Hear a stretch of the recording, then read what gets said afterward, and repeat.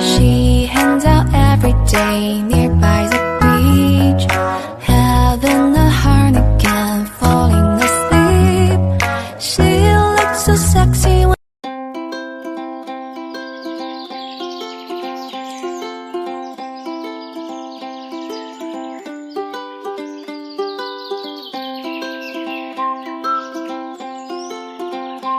Bermacam jenis susu sudah diminum di seluruh dunia selama berabad-abad.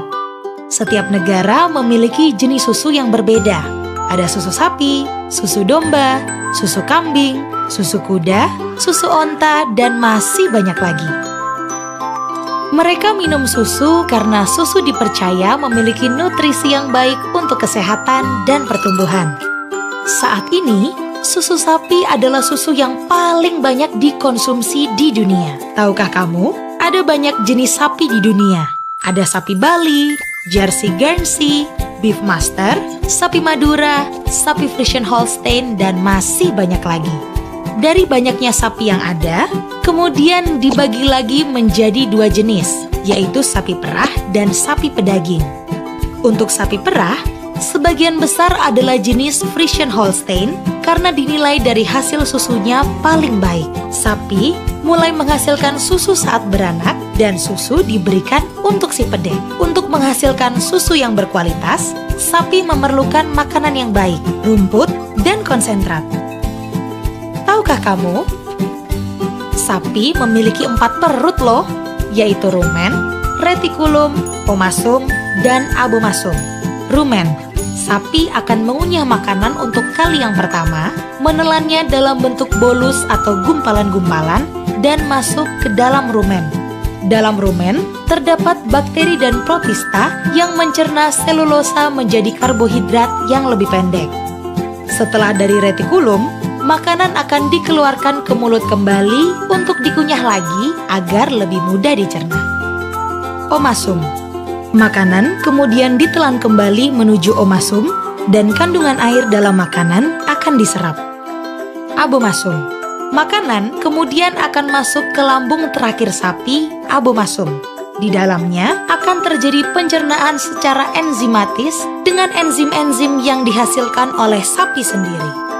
Setiap harinya, sapi bisa menghasilkan 20 sampai 40 liter susu loh, atau sama dengan 6.000 liter per tahun. 6.000 liter itu setara dengan berat 2 gajah Asia loh. Apa manfaat minum susu setiap hari? Susu mengandung protein, lemak, kalsium, dan vitamin yang penting untuk pertumbuhan. Protein bermanfaat untuk meningkatkan kekebalan tubuh, meningkatkan kesehatan jantung, untuk pembentukan janin, menghasilkan tenaga, dan masih banyak lagi. Kalsium bermanfaat untuk menjaga kesehatan tulang, membuat gigi kuat, melancarkan fungsi otak, dan mencegah tulang keropos. Susu juga mengandung vitamin A dan B2. Jangan salah sangka dengan lemak. Lemak di susu sangat bermanfaat untuk pertumbuhan, menjadi cadangan energi, dan meningkatkan daya pikir. Dan yang pasti, susu rasanya sangat lezat.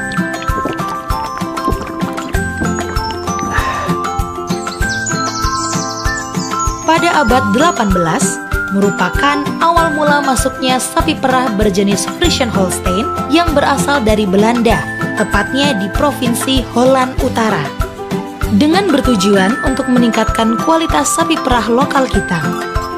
Dan juga karena meningkatnya kebutuhan untuk pemerintahan saat itu akan susu sapi segar. Kemudian, sapi-sapi tersebut didistribusikan ke peternak lokal untuk dikembangkan.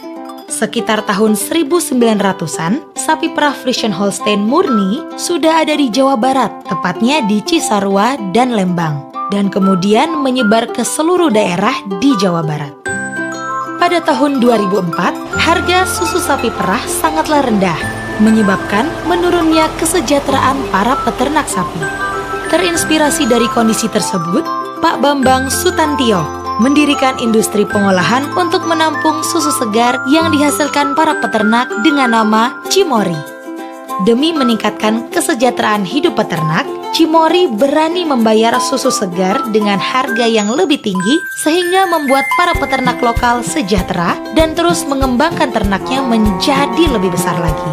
Karena beliau percaya bahwa peternak yang sejahtera akan memberikan kualitas susu yang terbaik. Yang pasti, susu yang diambil adalah susu dari peternakan langsung dan dekat dengan pabrik, sehingga fresh milk Cimory jauh lebih segar dan bernutrisi. Agar susu lebih aman dikonsumsi, susu harus diproses terlebih dahulu. Ada 2 proses utama susu, yaitu pasteurisasi dan homogenisasi.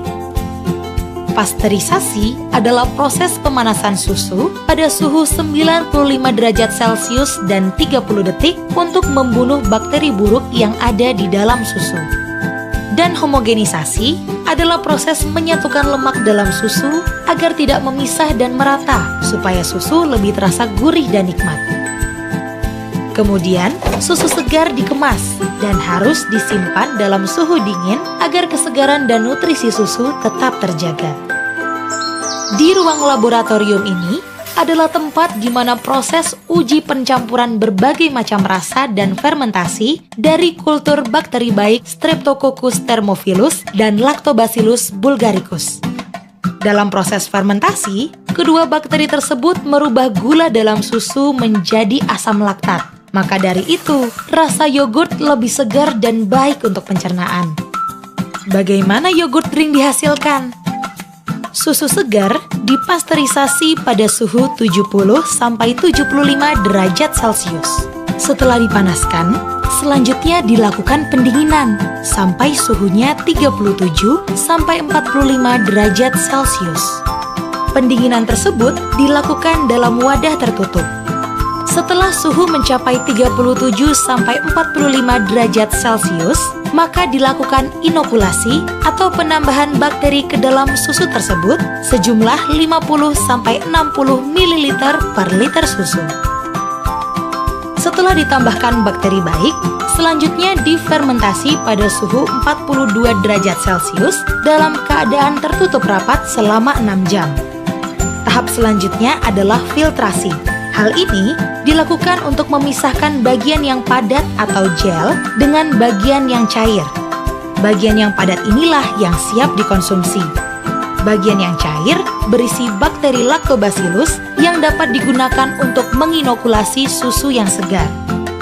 Setelah itu, bagian yang padat diberi air untuk mengurangi tingkat kepadatan dan akan menjadi yogurt drink. Kemudian, yogurt drink yang sudah siap dikonsumsi dikemas secara higienis dan diperiksa setiap kualitas kemasannya dengan teliti. Yogurt yang sudah dikemas kemudian disimpan di refrigerator. Yogurt yang disimpan dalam refrigerator akan stabil atau tahan sampai 1 minggu atau lebih. Setelah itu, produk sudah siap untuk didistribusikan ke seluruh wilayah di Indonesia agar semua orang bisa menikmati Cimory bersama-sama. Yogurt ya Cimory!